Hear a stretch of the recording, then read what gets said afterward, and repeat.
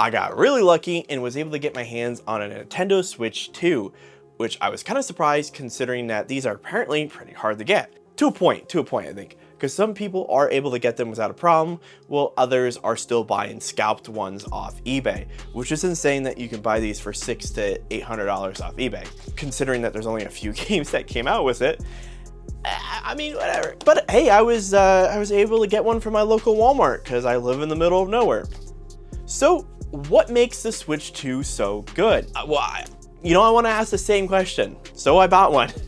And yeah, here's my review of the Nintendo Switch 2, and we're winging this baby. So if you do decide to pick up a Nintendo Switch, you will get the 2 Joy-Cons, which one's blue and red. You get the Switch itself, which is a lot bigger. I mean, significantly bigger than the original one.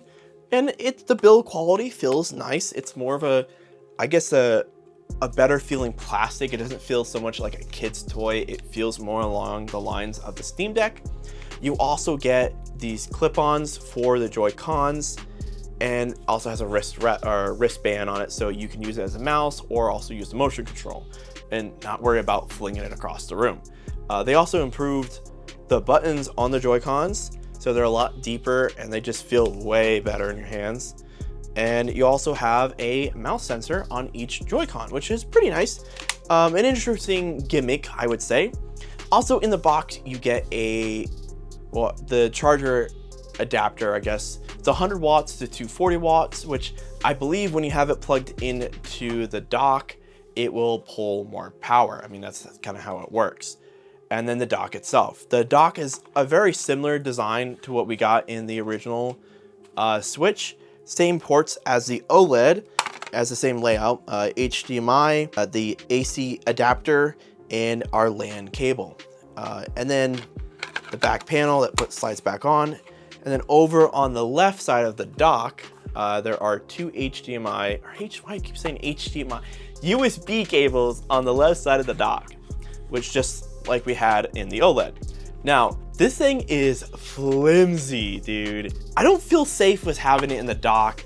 Like, definitely the original Switch dock is a lot sturdier, but it just doesn't feel like it's gonna stay too well. And that's it. That's pretty much all you get with the Switch. So I went through the whole process of transferring my account from one Switch to the other. They want you to use your phone and to scan the QR code, which I thought was an interesting way to do a setup. They kind of did it like how you would transfer stuff from a phone. So I transferred all my accounts from my Switch OLED to my new Switch 2. And it took about 45 minutes to do, and I was able to have all my games. Now there's a couple things that I thought was an interesting take from Nintendo. So you have this thing now called virtual cartridges, where it's how kind of you share it between consoles. So you can bring your original Switch games, like say City Skylines, or Pokemon or something like that, and transfer it by the digital virtual cards and put it on your Switch 2. But this is where I kind of have a problem with it. So let's say your virtual cartridge is on your Switch 1. So you're playing it downstairs and something happens. Let's say the screen breaks, or the game console somehow bricks itself, or something along the lines, or disconnects from the internet. Well, hey, I want to pick it up on my Switch 2. I want to start playing the game on my Switch 2. Well, if the Switch 1 that had the virtual cartridge key is not connected to the internet, or it's broken and you were last playing on this console, when you go to transfer it, it won't allow you. You need to make sure the original console that you were playing that game on has to be activated to transfer the key. I think that's kind of stupid, but I guess they made it so you can't dupe the game. But there's also a game sharing feature, which I haven't dug too far into that because it's not really something I guess piqued my curiosity too much. But I thought that was a little weird, and I wanted to point that out. Yeah, I just, what if your console dies? Are you screwed? But I'm sure there'll be more stuff that comes out about that. I didn't look too far into it. It's just something I experienced while I was trying to test everything. Moving over to the game performance, I bought Cyberpunk, which I thought was a good comparison to play because this game is pretty intensive. It did suck when it came out. The performance was pretty bad on like the Xbox One X or the Series, but they definitely improved it, and playing over 2 hours, 3 hours, So the gaming performance was pretty good on the Switch. I was pretty happy, and it performed very well, which I was kind of surprised. Though this kind of leads into one of my complaints, the battery life being pretty bad. I was playing about 25 minutes of Cyberpunk and my battery dropped about 10%. Yes, I was in a tensive area. I was fighting, constant fighting. I was playing the DLC and I was probably about an hour into it. So I was in the middle of a fight, and for those 25 minutes I was fighting the whole time. But my battery dropped 10%, which I think is kind of high for a console. But I mean, you are trying to get more performance out of this, so it's just, you know, something to be aware of. Now, back to something I like. The screen is wonderful. The screen is fantastic. I think this is probably one of the better looking screens on console. They did do a wonderful job, NVIDIA and Nintendo working together and making a quality screen. It felt pretty good when I was playing it. I didn't really feel too many like hiccups or weird issues. The screen just looks good, though there is some latency. I'm not sure what the millisecond response time is. What is the millisecond response time on the Switch 2? According to Google, they don't know. They don't really say. So this thing could be in between 7 to 25 milliseconds. There was times where it felt pretty laggy, though it wasn't that big of a deal because most people that are playing on the Switch, they're not planning to play an FPS. You're just trying to enjoy a game. And yeah, I felt like Cyberpunk was pretty good. Outside of that, docking mode, definitely better. I would probably prefer playing Cyberpunk in the docked mode, but in handheld, it wasn't bad. Another thing that I was not so much of a big fan was the Joy-Cons, joysticks themselves. I felt like they were still leaving a lot on the table. Yes, they are a lot better than the original Switch Joy-Cons, but they still aren't the best. Now, I get it, this is a small form factor console, but I was pretty disappointed about how little movement the Joy-Con joysticks felt. They are an improvement, but they're just not as much as I would like. As for the Joy-Cons themselves, I think they feel pretty good. The battery life didn't drop on them at all when I was using them outside. The new side buttons are fantastic. They're actually usable, unlike the original, where I felt like they were leaving a lot on the table because they were small and they were really hard to push in. So I definitely think the improvement on the Switch 2 side buttons on the Joy-Cons are fantastic. Now the mouse feature, I did think this is a big gimmick. It's cool, it's cool, it's really cool. I have 2 little mice. I can play that rolling game, which is really funny. I mean, hey, it's a cool gimmick, but I don't think, why would you use it, you know? Like, unless you're going for the web, which, as far as I know, Nintendo doesn't have a way to search the web on here. You just search for games in your library, so yeah, I'm not so sure about why you would even use it. It's gonna be like another Labo thing's gonna come out. They're like, hey, buy this, you know, here's some cardboard, throw it together, which is, you know, I thought was pretty interesting, and it sold well as far as I know. But it's just, you know, I just felt like it was a little bit more of a gimmick. I mean, I guess that's the whole point of the Switch, is it's kind of a gimmick. And as for the Joy-Cons themselves connecting to the console, I feel like they're pretty good. There is some play, but nowhere near as much as the original Switch. Which is very nice, especially someone that I like to play this in handheld mode. Preferably, I think when I play a console, I'm gonna kind of, you know, play this in handheld. It does have a lot of movement, and if you pull hard enough, let me make sure my hands, they will come off, but it does take quite a bit of force. Also, funny thing that I saw, you can put them upside down. Oh my god, let me just hit the button. So yeah, here's my my Switch 2 upside down. Actually, I don't know, would it still work? Hold on. No way, that's cool. Okay. Oh, I was playing Borderlands. Yeah, I thought that was an interesting thing. And the way the new disconnect is also really nice. It just feels a lot more mature than the Switch 1. Definitely a better redesign, and connecting it into the controller configuration is really nice as well. I actually prefer this a lot. This is probably one of the better things that I liked out of the Switch 2. Now, this is going to be kind of a list of things that I wasn't the greatest fan, and maybe you're not either, but it's just case to be concerned. But before I get that, I want to say the speakers on this thing is wonderful. Probably the best speakers I have had in a handheld. I thought my Steam Deck speakers were pretty good, but this is definitely I think it's probably the best. The sound is fantastic. Also, you can't really hear the fans when they're on. Well, the fan when it's on. I thought it was pretty quiet the whole time I was using it, especially when I had my speakers on, you can't really hear it. Moving on to the interface wise, it's pretty much what we see on the Switch 1.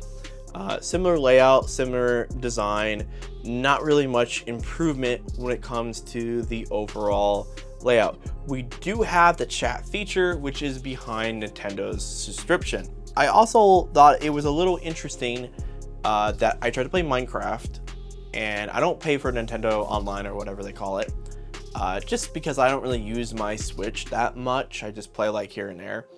And I went to join my buddy's realm. He pays for it and I pay for a realm.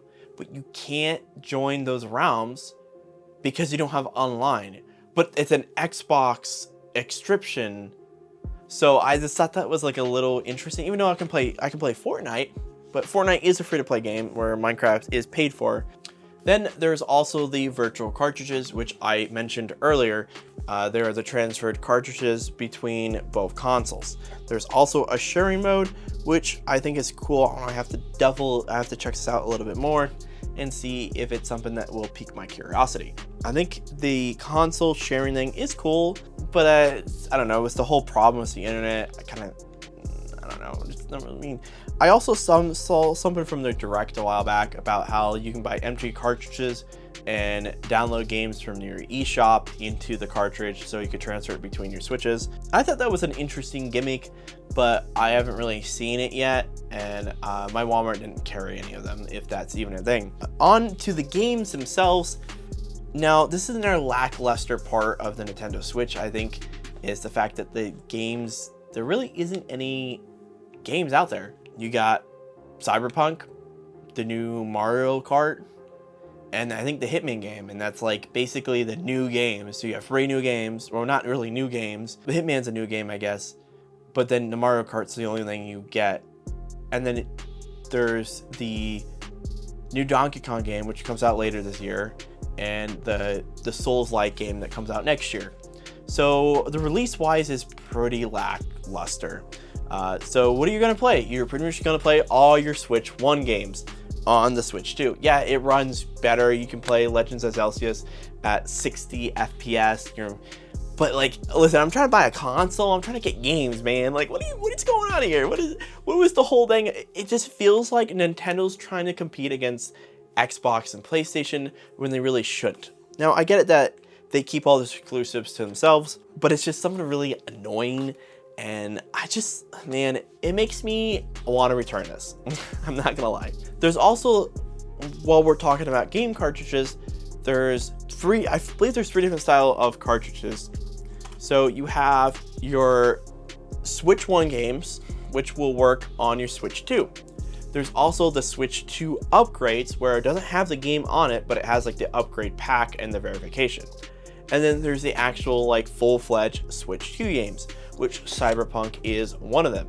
The whole game is on here, which is cool, and I think how it should be, but Nintendo's finally switching over to the same gimmick that Xbox and PlayStation does, where it's just like an ID number on the CD, and you just use that.